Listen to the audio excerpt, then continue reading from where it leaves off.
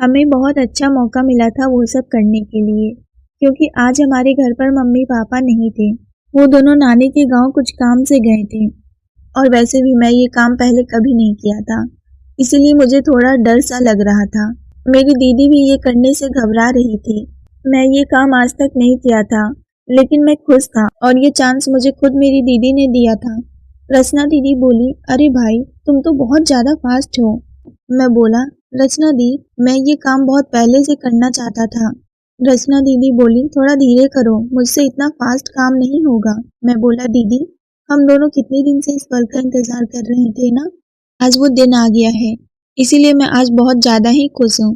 पर हाँ, देखो ना, हमें ये दिन कितनी मुश्किल से मिल पाया है, क्योंकि आज मेरे मम्मी पापा नाना नानी के यहाँ पर गए थे, तो हमें आज बहुत अच्छा चांस मिला था। तो हम दोनों ने सोचा हम वो काम जल्दी जल्दी कर लेते हैं, क्योंकि मेरे मम्मी पापा को वापस लौटने में ज़्यादा टाइम नहीं लगेगा। मेरे नाना नानी का घर यहाँ से सिर्फ 2 घंटे की दूरी पर है। हमें ये सब काम करने में भी डर लग रहा था कि कहीं अगर ये बात गलती से मम्मी पापा को पता लग गया तो वो दोनों मुझे और मेरी दीदी को जान से मार देंगे। लेकिन ये काम पूरा होने के बाद मैं जानता हूँ कि मेरे मम्मी पापा भी ये जानकर बहुत खुश होंगे। लेकिन अभी ये काम हमें लोगों से छिपाकर करना था। मैं और रचना दीदी वो काम कर ही रहे थे कि इतनी देर में किसी ने दरवाजा खटखटाया, तो हम दोनों बहुत घबरा गए और सब कुछ छोड़ छाड़ कर जल्दी से कमरे से बाहर आए। मैंने दरवाजा खोला तो देखा कि मम्मी पापा वापस आ गए हैं। मैं और रचना दीदी अभी स्कूल में पढ़ाई करते थे। वो मुझसे 3 साल बड़ी हैं, पर वो दिखने में बहुत सुंदर हैं। स्कूल में बहुत से लड़के उनसे बात करना चाहते थे, लेकिन वो किसी से बात नहीं करती थी। एक दिन मैं और दीदी मार्केट गए थे कुछ सामान लाने, तो मेरी नज़र सामने वाली दुकान पर पड़ी। तो मैंने दीदी को इशारा किया और उनसे बोला कि वो देखो रचना दी। तभी दीदी बड़े ध्यान से देखने लगी। थोड़ी देर बाद फिर हम दोनों सामान लेकर वहाँ से चुपचाप घर आ गए। मैं दीदी से बोला, अच्छा दीदी, एक बात बताओ, वो दुकान वाले अंकल उम्र में कितने बड़े हैं, पर फिर भी वो अपने साथ कितनी कम उम्र की लड़की के साथ वो काम कर रहे थे। मेरी दीदी बोली, शायद उस लड़की के पास पैसे ना हो और वो गरीब हो, इसीलिए उनकी दुकान पर वो काम करती होगी। मैं बोला, दीदी, अगर हम दोनों मिलकर आपस में ऐसा करें तो हमें किसी की जरूरत भी नहीं पड़ेगी। आप बताओ कैसा रहेगा।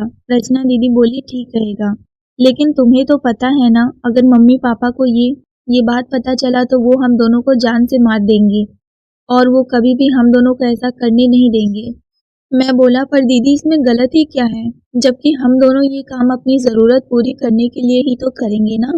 तभी रचना दीदी बोली, अच्छा ठीक है, तुम कहते हो तो, लेकिन ये बात कभी भी हम अपने मम्मी पापा को नहीं पता लगने देंगे। मैं बोला, दीदी, लेकिन ये बात हम लोग कब तक छुपाएंगे उनसे, एक ना एक दिन तो ये बात घर में पता चल ही जाएगा। दीदी बोली, तब की तब देखी जाएगी, पर अभी हम उनसे कुछ भी नहीं बोलेंगे। मैं बोला, ठीक है दीदी, जैसा आप कहें। फिर रात को हम सब खाना खाने के बाद मैं और रचना दीदी कुछ देर के लिए टहलने के लिए छत पर गए।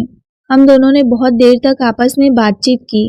फिर दीदी बोली, भाई, तुम अभी बहुत छोटे हो, क्या तुम वो सब काम सही से कर पाओगे जो हमने उस टाइम वहाँ पर देखा था। मैं बोला, दीदी, क्या बात करती हो आप, इसमें कौन सा पहाड़ तोड़ना है, वैसे भी मैं बहुत दिन से ये करना चाहता था। 3 दिन बाद नाना नानी के यहाँ पे कुछ प्रोग्राम था, तो मम्मी पापा को वहाँ पर फिर से जाना था। हमने सोचा कि मौका अच्छा है, हम लोग वहाँ पर नहीं जाएंगे और कोई ना कोई बहाना कर कर घर पर ही रुक जाएंगे और फिर उस दिन घर पर रहकर हम वो सब काम करेंगे जो हमने सोचा है। मैंने ये बात दीदी से कहा तो दीदी बोली, हाँ, ये ठीक रहेगा, ये काम हम लोगों के लिए बहुत ज़रूरी था, क्योंकि इसमें हमारा बहुत फायदा था। एक तो मम्मी पापा का मदद भी हो जाता और दूसरा हम भाई बहन को एक नया काम भी मिल जाता। सुबह सुबह हम लोग पहले उठकर स्कूल गए और फिर छुट्टी होने के बाद साथ में घर आ रहे थे और हम लोग उस काम के बारे में भी सोच रहे थे, क्योंकि हमारी पढ़ाई भी ज़रूरी थी। शाम हो गया था, हम सब बैठकर चाय पी रहे थे, तभी हमने देखा पापा उदास हैं। मैं बोला, क्या हुआ पापा, कोई बात है, आप इतने उदास क्यों हैं। मेरे पापा बोले, क्या बताऊं बेटा, बहुत परेशानी है, एक तो काम सही से नहीं चल रहा है, ऊपर से इतना खर्चा, और अभी मेरे पर थोड़ा लोन भी हो गया है, दिमाग कुछ काम नहीं कर रहा है। तभी मम्मी बोली, अभी तुम्हारी बहन की शादी का भी तो ये अभी से ही सोच के इतना टेंशन ले रहे हैं कि उसकी शादी के लिए रिश्ता भी ढूंढना है और हमारे पास इतना पैसा भी नहीं है कि हम लोग दहेज दे पाएंगे। तभी मैं बोला, मम्मी, आप लोग टेंशन नहीं लीजिए, हम और दीदी मिलकर कुछ उपाय करते हैं। तभी पापा बोले, क्या करोगे तुम दोनों? तुम दोनों सिर्फ अपनी पढ़ाई पर ध्यान दो। जब पापा ने ये बात सुनकर ऐसा कहा तो हमने सोचा कि ये तो सिर्फ करने की बात सुनकर ही इतना गुस्सा गए हैं, और अगर हम इन्हें बता दें कि हम लोग क्या करने वाले हैं तब तो ना जाने क्या करेंगे ये। रात हुआ तो हम सब अपने अपने कमरे में सो गए। दीदी पानी पीने किचन में गई तो मैं भी उनके पीछे पीछे चल दिया और फिर उनसे कहा कि दीदी, हमारे पापा को अगर ये बात पता लग गया तो वो हम पर बहुत गुस्सा जाएंगे, क्योंकि वो चाहते हैं कि हम दोनों सिर्फ पढ़ाई करें। तभी रचना दीदी बोली, अरे तुम परेशान मत हो, जब हमारी मेहनत रंग लाएगी तब मम्मी पापा भी एक दिन बहुत खुश होंगे। मैं बोला, तब तो ठीक है, पर कुछ बात हो गया तो तुम ही संभालना। दीदी बोली, हाँ क्यों नहीं, मैं संभाल लूंगी, तुम टेंशन मत लो। दूसरे दिन मम्मी पापा नानी के गांव जाने वाले थे और वो लोग तैयार होने में लगे थे। तभी मेरी मम्मी पास आई और उन्होंने कहा, अरे छोटू, जल्दी से तैयार हो जाओ, नानी के यहाँ पर नहीं जाना है क्या? मैं बोला, मम्मी अगर हम सब लोग घर से चले जाएंगे तो घर की देखभाल कौन करेगा, और फिर हम लोग थक जाएंगे तो कल स्कूल भी नहीं जा पाएंगे। तो मम्मी बोली, हाँ ये बात तो तुम ठीक बोल रहे हो। तभी वहाँ पर दीदी आ गई और वो भी मेरी तरफ से बोलने लगी, हाँ माँ, भाई बिल्कुल सही बोल रहा है, हम दोनों यहीं घर पर ही रह जाएंगे, आप और पापा दोनों नानी के यहाँ से घूम कर आ जाना। मम्मी बोली, ठीक है, घर पर अच्छे से रहना तुम दोनों। फिर मम्मी पापा नानी के यहाँ पर चले गए। हम दोनों भाई बहन बहुत खुश थे कि अब तो हम अपना काम बहुत अच्छे से करेंगे, क्योंकि घर पर तो कोई रोकने वाला था नहीं। तभी रचना दीदी बोली, चलो भाई वो सब करने की तैयारी करते हैं। मैं बोला, हाँ दीदी, अब तो हम बिना किसी टेंशन के कर सकते हैं। अभी दोपहर के 3 बज रहा था।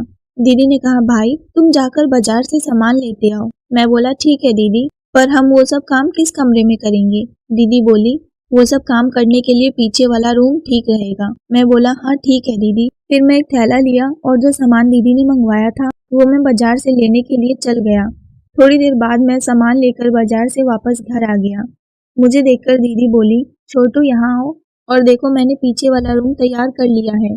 तुम बताओ, सारा सामान लेकर आ गए? मैंने कहा, हाँ दीदी, आपने जो कुछ मंगाया मैं वो सब ले आया हूँ, पर मेन चीज तो मिला ही नहीं।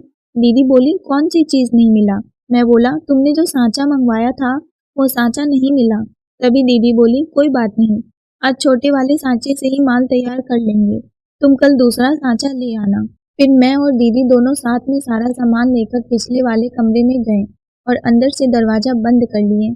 फिर हम दोनों ने अपना अपना काम शुरू कर दिया। मैं बहुत जल्दी जल्दी कर रहा था कि तभी दीदी बोली, अरे थोड़ा धीरे करो, नहीं तो वो सही से नहीं बन पाएगा। मैंने कहा, दीदी आप चिंता मत करिए, मैंने मम्मी के साथ बहुत बार गुजिया बनाया है। दीदी बोली, अच्छा तो फिर ठीक है, लेकिन हम दोनों गुजिया बनाने में बहुत डर रहे थे, क्योंकि इस बार हम दोनों मम्मी पापा से ये काम छिपा कर रहे थे। खैर, हमने इस बार 3 किलो तक गुजिया बनाया और फिर शाम को मैं सारा गुजिया लेकर एक दुकान पर चला गया और बोला कि हमने ये काम आज से ही स्टार्ट किया है, क्या आप हमारी गुजिया को खरीदना चाहेंगे? तो दुकान वाला कहा, पहले मैं तुम्हारा माल देखूंगा कि कैसा है, उसके बाद मैं बताऊंगा। तो फिर मैं भागकर घर गया और मैंने कहा, दीदी, दुकानदार पहले देखना चाहता है कि गुजिया कैसा बना है, उसके बाद ही वो हमसे गुजिया खरीदेगा।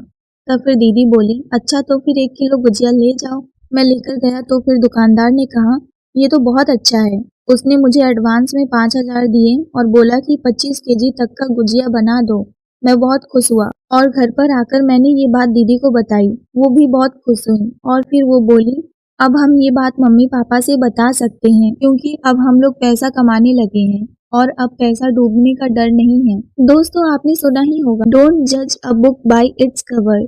कुछ इसी तरह की ये कहानी है, जिसे लोगों ने ऊपर से देखकर सोचा होगा कि ये कहानी गलत है, लेकिन जब आप इस कहानी को पूरा सुनेंगे तो आपको एक अच्छा इंस्पिरेशन और मोटिवेशन मैसेज मिलेगा बिजनेस से रिलेटेड। तो दोस्तों, कहानी पसंद आई हो तो वीडियो को लाइक, शेयर और सब्सक्राइब जरूर करें। मिलते हैं एक नई कहानी को लेकर, तब तक के लिए आप सबका धन्यवाद।